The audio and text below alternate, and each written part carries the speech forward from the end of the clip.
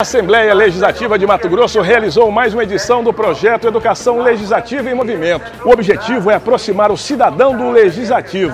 Vamos acompanhar o que esses alunos estão aprendendo aqui hoje. O importante de um projeto como este é colaborar para que sejamos um cidadão de bem não só hoje, mas como amanhã também. Reforçou conceitos de democracia, de política que como jovem, como cidadã, eu preciso ter, além de conceitos de sustentabilidade pelas condições que o nosso planeta se encontra hoje.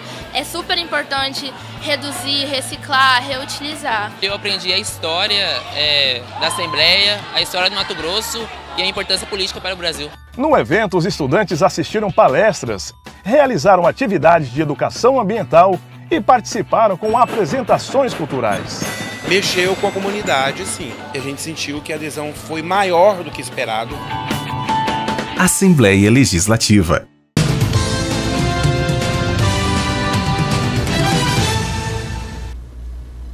Hoje o RDTV recebe o Procurador-Geral de Justiça de Mato Grosso, Mauro Curvo. Já falamos no primeiro bloco um pouco sobre as delações, os reflexos da delação do ex-governador Silval Barbosa e a atuação do Ministério Público, não só nessa questão, mas também como um agente de prevenção à corrupção, aos atos aí de improbidade administrativa. Nós estávamos falando justamente sobre essas questões de prevenção, procurador. Eu gostaria de comentar também um pouco quanto a situação da Operação Ventríloco, né, em que o GAECO, ele protocolou aí na 7ª Vara um pedido de rescisão do acordo de delação premiada com o advogado Joaquim Fábio Camargo, né? O que pode acontecer se a delação for realmente cancelada? Perfeito. Veja, o pressuposto da obtenção dos benefícios numa delação premiada é a pessoa confessar tudo aquilo de que tem conhecimento, todos os esquemas criminosos de que participou e não omitir bens, apontar todos os seus bens, tudo aquilo que conseguiu obter com a prática delituosa. Esses são dois pressupostos: a reserva mental e a transparência nos seus bens. Quando a pessoa celebra a delação premiada, obtém os benefícios e omite propositalmente algumas situações que são de interesse para a investigação, ela pode ter então essa delação rescindida. A rescisão não invalida as provas, a rescisão não invalida os documentos, a rescisão não tira a validade dos depoimentos prestados. A rescisão apenas caça os benefícios que foram pactuados com o delator. Então essa é a situação. Caçados os benefícios, ele vai então ter que cumprir as penas que vão lhe ser impostas no bojo e durante o andamento dos processos criminais. Nesse caso, o que foi apontado é que ele teria omitido fatos ilícitos relacionados aí ao deputado estadual Romualdo Júnior, né? Isso, é isso que eu li na imprensa, que eu não conheço exatamente essa situação, essa operação. Uma questão também relacionada aí como reflexo da delação, agora do ex-governador Silval Barbosa. Ele apontou aí a existência de pagamento de propina por parte do setor atacadista, né? E o Ministério Público, ele ingressou, né, com pedidos, com representações junto à Procuradoria-Geral da República pela inconstitucionalidade de leis estaduais. Tem duas leis que já foram geradas, né, a ADIS, né, que tratam de incentivos fiscais. A gente sabe aí que é uma briga, uma queda de braço, né, com o setor produtivo, querendo incentivos. Isso pode gerar reflexos ao final, né, no caso, para a economia de Mato Grosso, para questões econômicas? Com certeza, é uma possibilidade. Agora, veja, nós não podemos nos furtar a adotar providências, e uma das providências mais importantes a ser adotadas é exatamente buscar a invalidade de legislação que é fruto de algo viciado, que é fruto do pagamento de propina para se obter um benefício. Então, digamos assim, que essa lei, se foi gestada à base de propina, se ela foi elaborada para atender interesses que foram então satisfeitos dos empresários ou de quem quer que seja, de seus beneficiários, por conta do pagamento de propina, ora, essa lei tem que ser invalidada. Quais os efeitos dessa invalidação?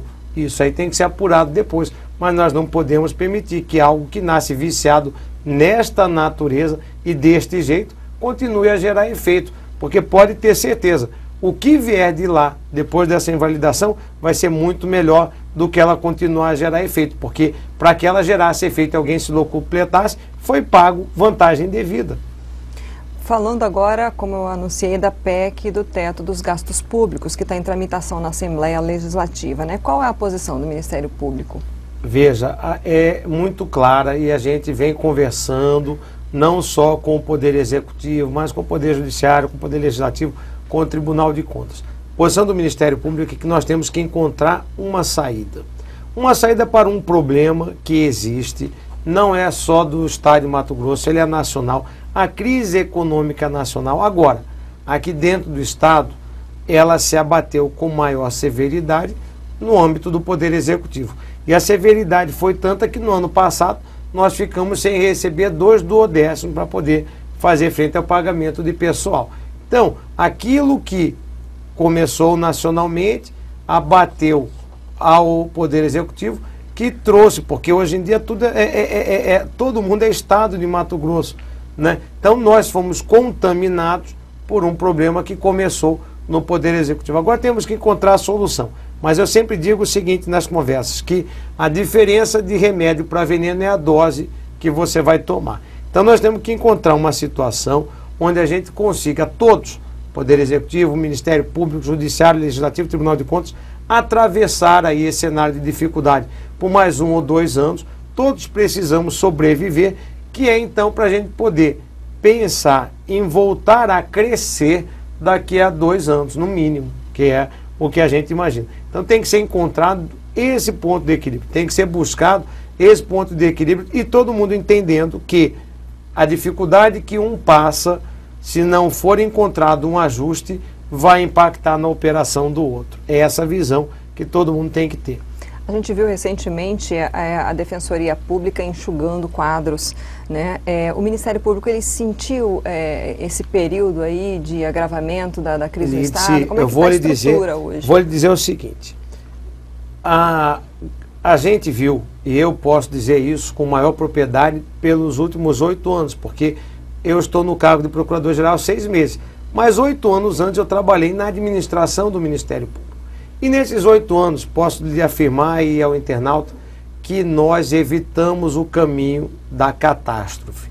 Porque o caminho da catástrofe, ele se prenuncia antes da catástrofe acontecer. Quem tem um pouco de conhecimento de gestão vai entender o que eu estou dizendo. O que nós evitamos a vida inteira? Nós evitamos a vida inteira transformar excessos de arrecadação de um ano em despesas permanentes de pessoal de custeio no ano seguinte. O que o Rio de Janeiro fez e que tornou a situação catastrófica que enfrenta hoje?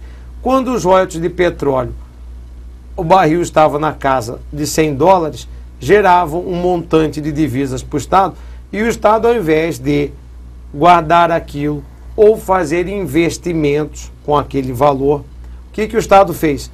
Transformou aquele dinheiro daqueles royalties em contratação de pessoal, transformou aquilo ali em contratação de situações de custeio, de modo que, no momento em que caiu o valor do barril de petróleo e veio também uma crise nacional, onde os estados de Mato Grosso vêm sofrendo já de alguns anos, com a diminuição dos repasses, os repasses federais não atingem aquilo que é previsto na lei orçamentária. Esse cenário tornou ali catastrófico. O que nós fizemos no Ministério Público de Mato Grosso? Nós nunca transformamos o excesso de arrecadação de um ano em despesa permanente para o ano seguinte. Quando é que a gente recebia, por exemplo, o excesso de arrecadação de 2011?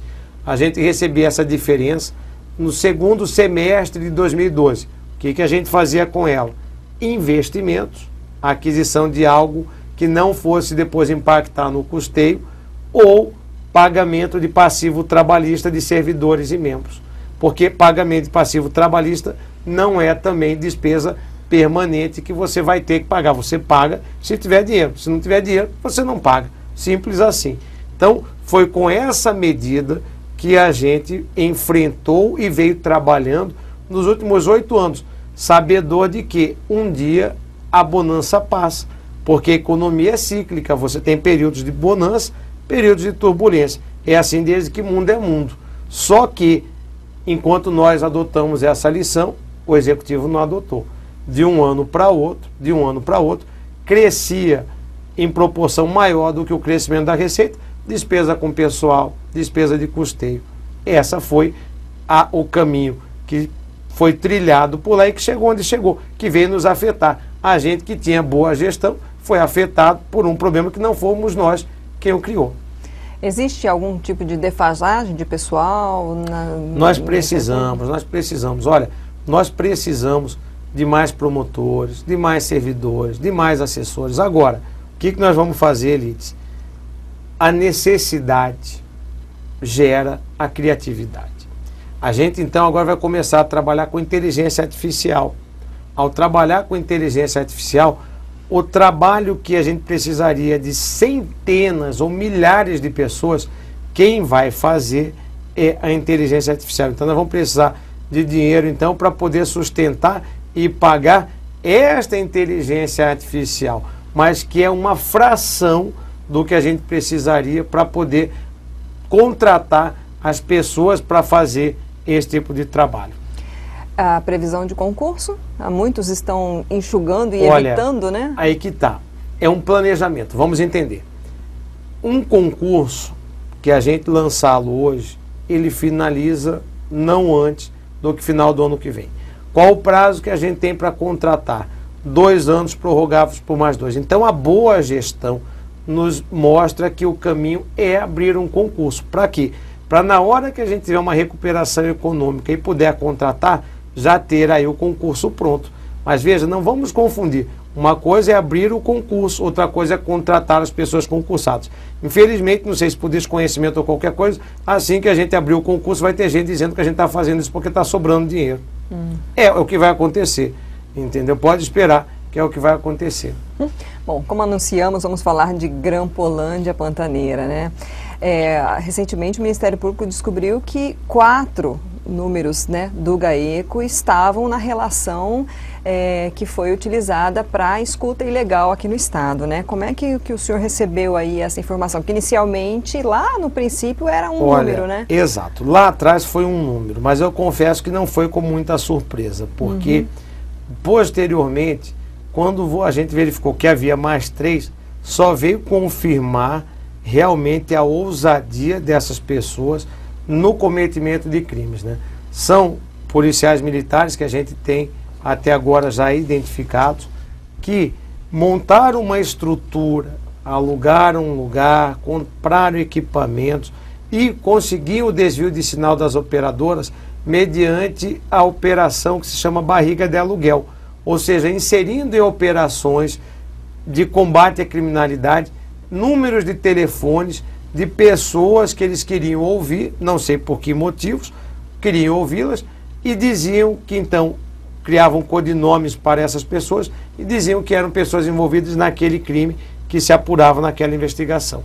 O senhor acredita que esse tipo de situação é uma forma de tentar barrar a atuação do Ministério Público no Estado? Não tenho dúvidas. Nessa situação que está aí, você vê que assim que, isso é fato, assim que começaram as investigações da Operação Rêmora, apareceu primeiro, a gente descobriu 1, e posteriormente mais 3 telefones de pessoas do GAECO que trabalhavam nessas investigações da Operação Rêmora.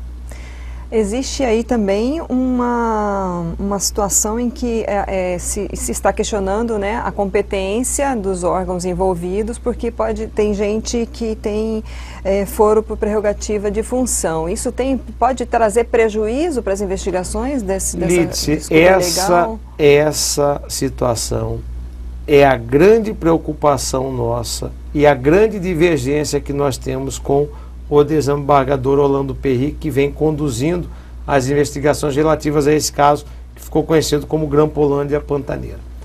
Então, para o nosso internauta ele entender bem essa situação. Vamos lá no início.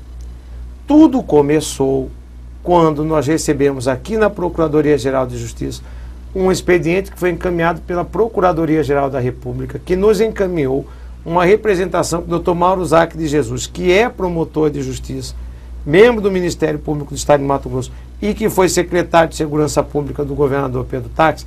Ele fez uma representação à Procuradoria-Geral da República. A Procuradoria-Geral da República não enxergou na representação que ele fez lá indícios de participação de pessoas com foro por prerrogativa de função ali em Tribunal Superior, leia-se do governador do Estado, e encaminhou para cá.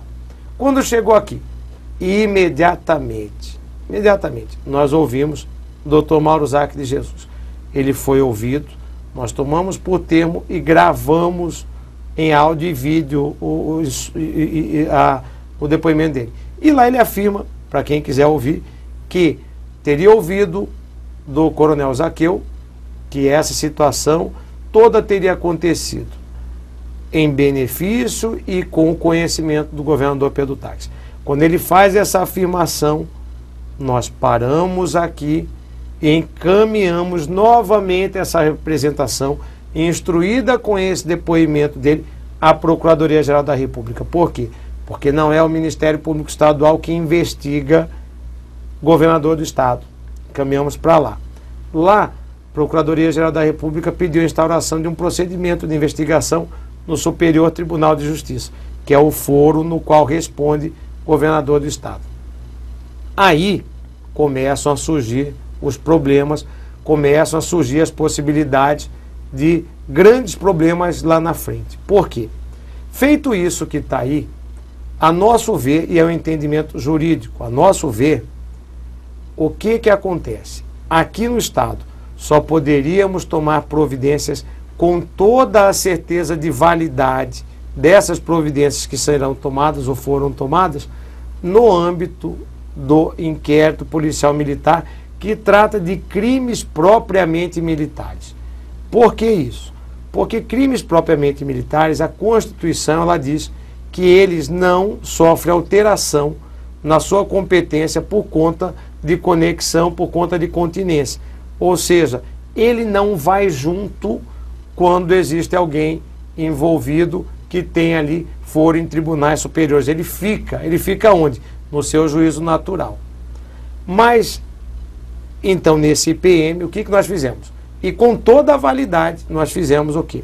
Pedido de prisão dos envolvidos, vários coronéis e outros que não são coronéis. Nós fizemos pedido de busca e apreensão na Casa Militar, que o desembargador Orlando Perry negou esse pedido de busca. Nós depois nos manifestamos pela manutenção na prisão de todos os envolvidos, todos os coronéis. O desembargador Orlando Perry soltou alguns deles. E oferecemos a denúncia, que foi recebida esses dias atrás pelo Egrégio Tribunal de Justiça. Eu digo tudo isso para mostrar as providências que nós adotamos e aquelas que nós procuramos adotar no âmbito do inquérito policial militar. Em relação, dentro do inquérito policial militar, em relação ao coronel Siqueira, foi afirmado, o Ministério Público esqueceu de denunciá-lo. Não. Em relação ao coronel Siqueira, quando do oferecimento dessa denúncia, nós não tínhamos elementos nem para afirmar a participação dele nesse esquema criminoso, nem para negar. O que nós pedimos? A realização de diligências investigatórias complementares. Ora, se nós pedimos, junto com o oferecimento da denúncia, a realização de diligências complementares investigatórias, por óbvio que nós não esquecemos do coronel Siqueira. Por óbvio que nós não estamos protegendo. Porque quem é que protege o outro pedindo busca e apreensão na Casa Militar, oferecendo denúncia contra todo mundo, em investigação contra o outro, que sequer, o coronel Siqueira, sequer foi indiciado pelo encarregado do IPM. Então, isso são fatos, estão lá no inquérito. Onde é que começa, então, nossa divergência com o desembargador Orlando Perry? É que o desembargador Orlando Perry, a partir daí, ele passa, então, a desencadear uma série de investigações de fatos que dizem respeito ao grampo. Mas vamos aqui, novamente, internauta. Essa denúncia no IPM só trata de crimes propriamente militares. Não foi imputado aos policiais militares a prática do crime de interceptação telefônica, nem a prática do crime de formação de quadrilha, porque esses são crimes comuns e, a nosso ver, quem tem que fazer a análise disso é lá no Superior Tribunal de Justiça, é lá na Procuradoria-Geral da República. O desembargador Orlando Perry entendeu de modo diferente. e vem levando a efeito uma série de investigações que tratam dos crimes que, a nosso ver, não poderia estar fazendo sem o risco de lá na frente tudo ser anulado, porque depende do desmembramento dessa investigação lá no STJ, porque tudo o que foi feito, segundo palavras do Dr. Mauro Zac, foi com o conhecimento em benefício do governador. Se é assim, quem tem que analisar tudo e todas as situações, com exceção dos crimes militares, é a Procuradoria-Geral da República.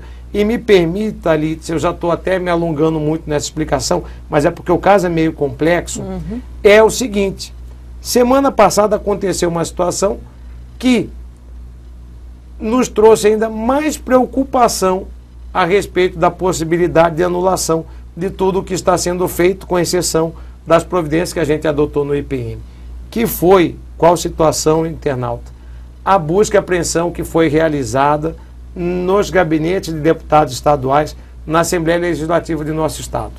A princípio, deputado estadual, ele responde no Tribunal de Justiça.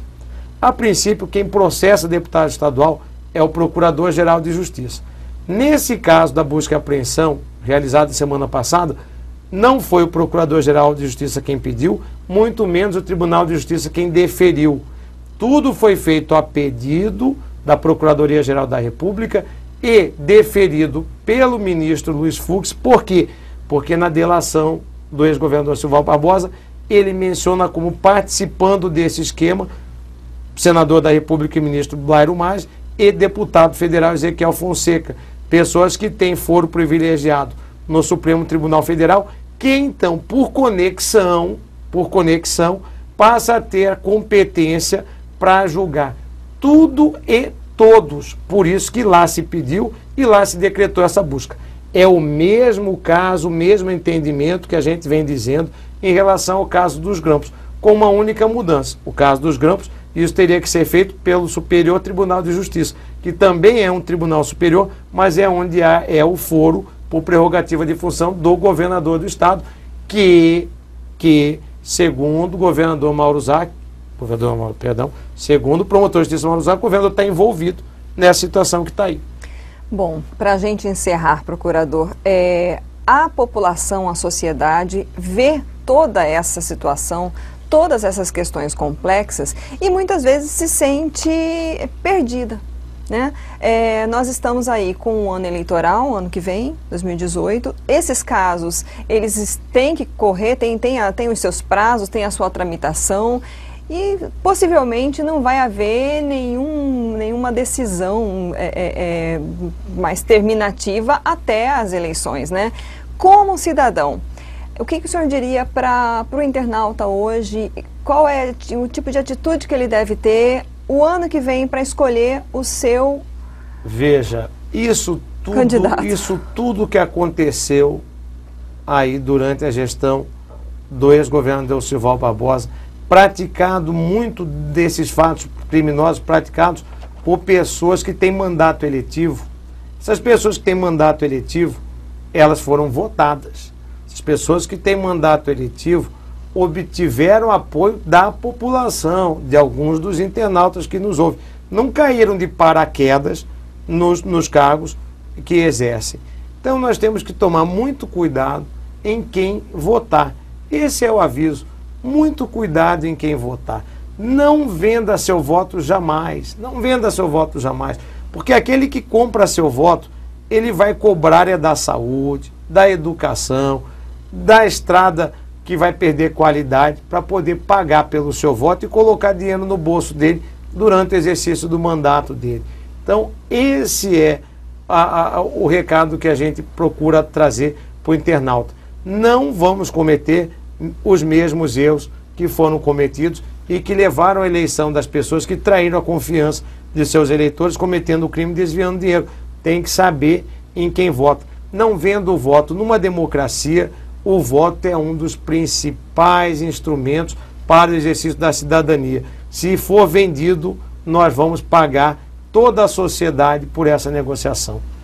Ok, muito obrigada pelos seus esclarecimentos, a sua presença aqui novamente com a gente. Lídice, eu que agradeço, porque, veja, muitas vezes a gente é cobrado e por situações que nós não temos como entregar, porque não nos cabe fazer essa entrega à sociedade.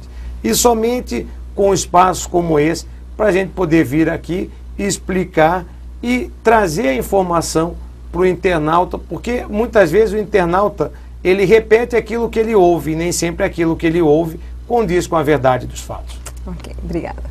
Muito Nós obrigado. Conversamos hoje com o Procurador-Geral de Justiça de Mato Grosso, Mauro Curvo, em 2 blocos de entrevistas. Então você pode acompanhar, rever ou ouvir essa entrevista aqui pela internet. No primeiro bloco falamos sobre as delações, os reflexos da delação do ex-governador Silval Barbosa, o trabalho do Ministério Público. Ele explicou de uma forma bastante didática como tudo iniciou. De repente você que se sente aí meio perdido nesse mundo de informações, você pode até assistir para conhecer um pouco mais como iniciou todo esse trabalho. Falamos também um pouco no primeiro bloco sobre os trabalhos que o Ministério Público vem fazendo para desenvolver, e aí junto à Microsoft, um software, um sistema que faça um trabalho preventivo, que previna, né, esses atos de corrupção, de improbidade lá no início, lá naquele primeiro passo antes da licitação, que é no âmbito do termo de referência. Então tudo isso ele explicou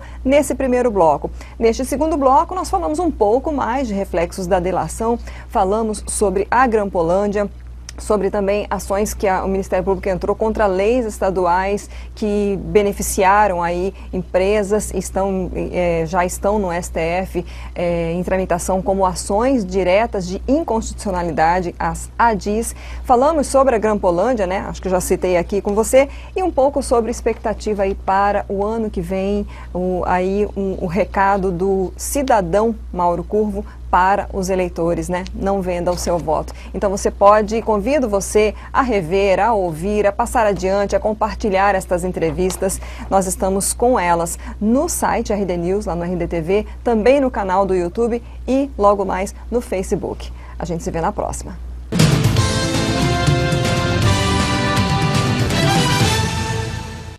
Educação Legislativa em Movimento. A juventude representa o futuro da nossa democracia. Por isso, a Assembleia leva às escolas o projeto Educação Legislativa em Movimento. Nessa edição, visitamos Vila Bela da Santíssima Trindade, um município rico em história e cultura. A gente percebe o quanto que isso tem aumentado, ampliado o conhecimento, né, dos alunos, e tem despertado neles também o grande interesse para a diversidade de assuntos que foram tratados nesses 2 dias aqui na nossa escola. Foi interessante, foi divertido e motivante para todo mundo. O povo de Vila Bela nos recebeu de braços abertos e participou das diversas atividades oferecidas, como o teste vocacional, estudos sobre a história da cidade e do parlamento, oficina de reciclagem, entre outras. A imagem que fica é uma imagem positiva de que a Assembleia cumpre o seu papel no seu dia a dia e também que eles ganham conhecimento e junto com o conhecimento, cidadania. Assembleia Legislativa.